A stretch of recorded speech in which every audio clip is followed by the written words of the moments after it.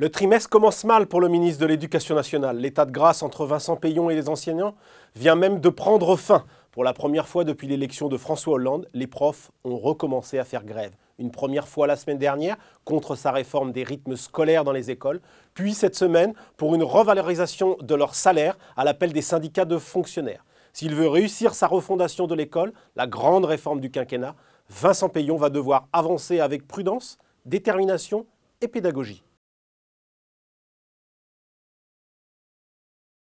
Le retour à la semaine de 4 jours et demi à l'école devait faire consensus. Tout le monde semblait, une fois n'est pas coutume, d'accord sur cet objectif. La gauche, la droite, les parents d'élèves, les médecins. Tout le monde sauf une partie des enseignants et des élus locaux. Résultat, la grande réforme de l'école voulue par François Hollande commence par un bel accroc. En quelques jours, ce débat sur la semaine des 4 jours et demi est en train de devenir un sujet politique. Sentant le ministre fragilisé, l'UMP harcèle Vincent Peillon à l'Assemblée nationale. Le ministre de l'Éducation se donne lui-même 6 semaines pour passer sa réforme des rythmes scolaires. Un premier test donc pour jauger ce ministre, lui-même issu du corps professoral, qui ne pensait sûrement pas découvrir si vite l'ingratitude de ses ex-collègues.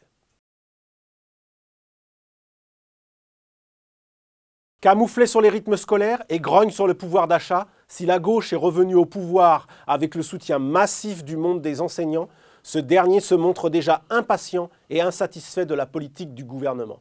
Un comble pour François Hollande qui a déjà engagé sa promesse d'embaucher 60 000 profs en 5 ans, ce qui signifie la sanctuarisation du budget et la fin des départs en retraite non remplacés décrétés par Nicolas Sarkozy.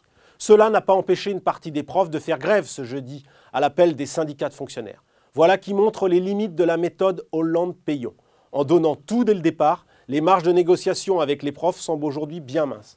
Et du coup, le succès de la refondation de l'école, la grande œuvre du quinquennat, semble plus qu'aléatoire, car François Hollande ne pourrait pas se permettre de perdre le soutien des enseignants au moment où il vient d'enregistrer celui des ouvriers. Il va donc devoir descendre dans l'arène pour soutenir son ministre Vincent Peillon. Dans ce contexte politique délicat, Vincent Peillon est confronté au risque du retour à la cogestion du ministère avec les syndicats enseignants.